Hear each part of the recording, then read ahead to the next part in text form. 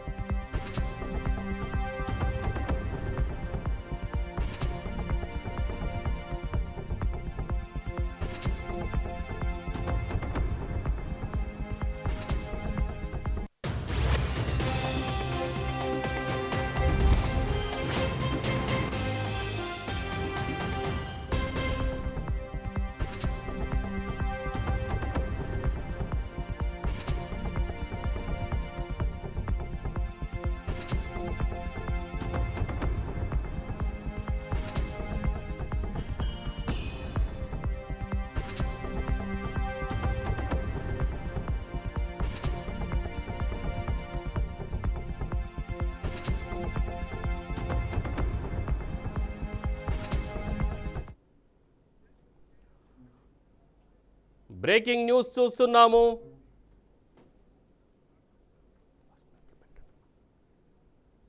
శ్రీకాళహస్తిలో మళ్లీ రాజకీయాలు భగ్గుమన్నాయి.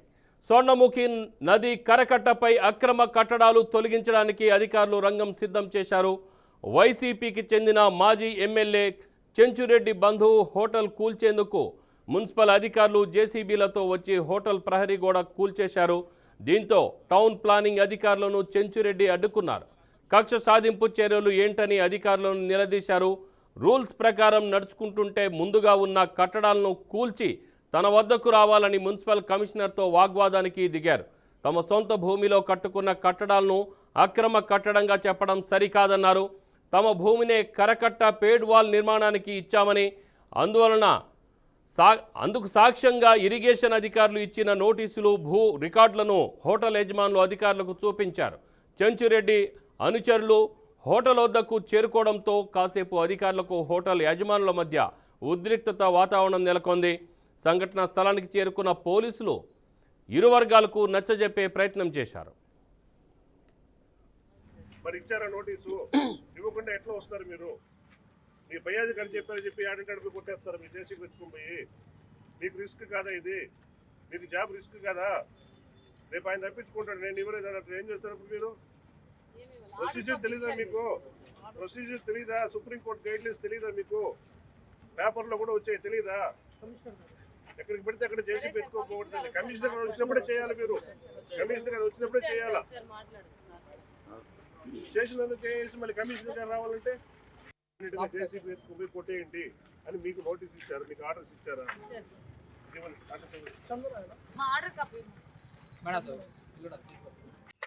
ఈ రోజున రెవెన్యూ హోటల్ మీద అక్కసుతో పడి దీన్ని కొట్టేయాలనని పోలీసు వాళ్లతో బలవంతంగా దీన్ని కొట్టడం అన్నది అత్యంత అరాచకమైనటువంటి చర్య.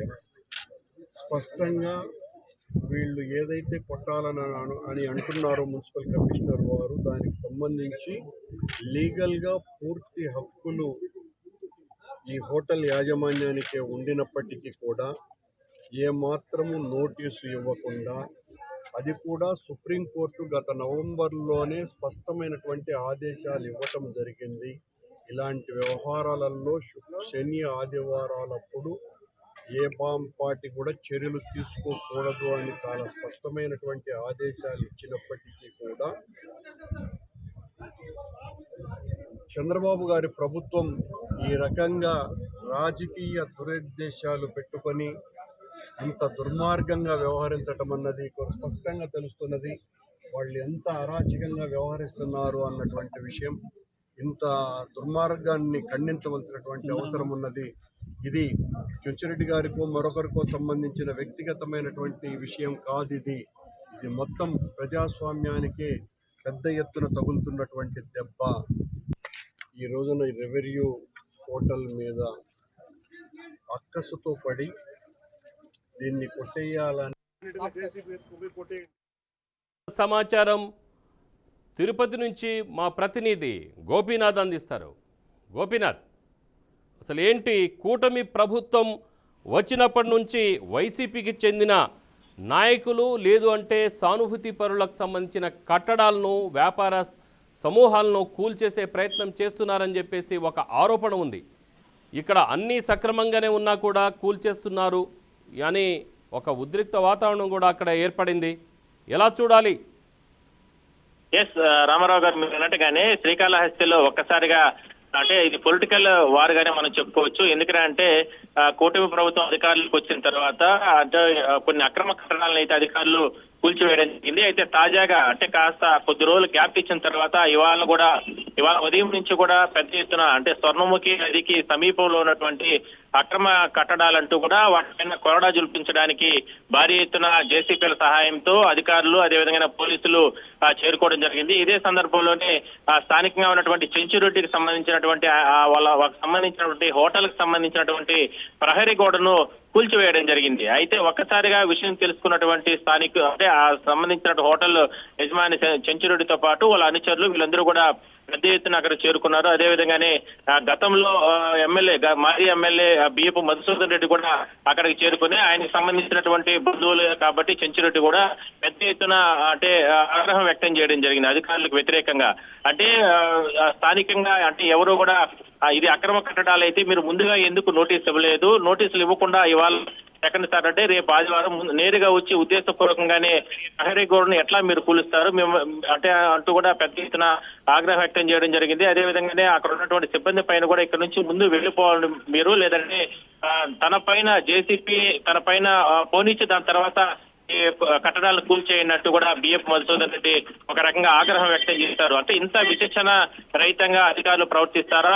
పెద్ద ఎత్తున పోలీసులు అంటే ముందుగా ఇక్కడికి గుర్తించకుండా ఎవరికి నోటీసులు ఇవ్వకుండా ఏ రకంగా మీరు ఇట్లా రకంగా అక్రమ కట్టడాలు అంటూ కూడా మీరు నిర్ధారణ చేస్తారు? గతంలో మేమే మాకు సంబంధించిన బంధువులే ఇక్కడ భూమిని మేము కోల్పోయాము, స్వర్ణముఖి నదికి అంటే పునర్నిర్మాణంలో భాగంగా ఏదైతే వాల్స్ కట్టారో ఆ వాల్స్ భూమి అంతా కూడా మేము ఇచ్చేయడం జరిగింది, ప్రహరీ కూడా ఇచ్చేయడం జరిగింది. అలాంటిది మేమే భూమిని పోగొట్టుకొని ఈ హోటల్ నిర్వహించుకుంటూ ఉంటే మరి ఇవాళ ఇదే హోటల్నే అక్రమ కట్టడం అంటూ కూడా మీరు అంటే గోడలు కూల్చోవడం ఎంతవరకు కరెక్ట్ అంటూ కూడా గతంలో ఇరిగేషన్ అధికారులకు వీళ్ళు భూమి ఇచ్చిన సందర్భంగా ఇరిగేషన్ అధికారులు వాళ్ళకి ఇచ్చినటువంటి నోటీసులు కూడా ఇవ్వడం జరిగింది. అయితే మొత్తం మీద ఒక్కసారిగా ఇదంతా రాజకీయ ఖర్చులో భాగంగానే ఈ రకంగా చేశారంటూ కూడా పెద్ద ఎత్తున వైసీపీకి సంబంధించినటువంటి తిరుపతి పార్టీకి సంబంధించిన ఇన్ఛార్జ్ మాజీ ఎమ్మెల్యే అంటే కరుణాకర్ రెడ్డి కూడా ఆగ్రహం వ్యక్తం చేయడం జరిగింది. అంటే కక్ష సాధింపులో భాగంగా కూటమి నేతలు ఈ రకంగా ఇబ్బందులు పెడుతున్నారు, ఇది కరెక్ట్ కాదనే అభిప్రాయం కూడా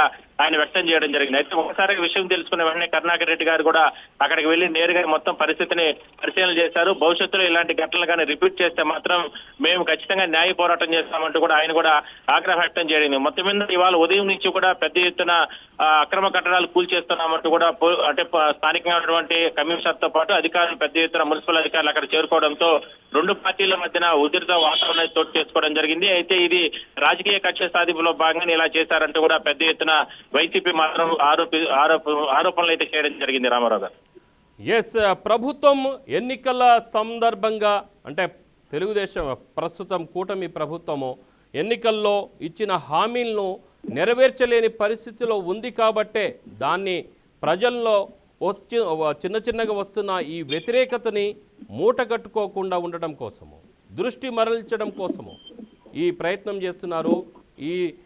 ఈ నేపథ్యంలోనే వైసీపీకి చెందిన నాయకులు సానుభూతి పరులకు సంబంధించిన కట్టడాలను వ్యాపార సమూహాలను కూల్చేస్తున్నారనే ఒక వాదన, ఒక ఆరోపణలు కూడా వస్తుంది. ఇందులో నిజమేనా?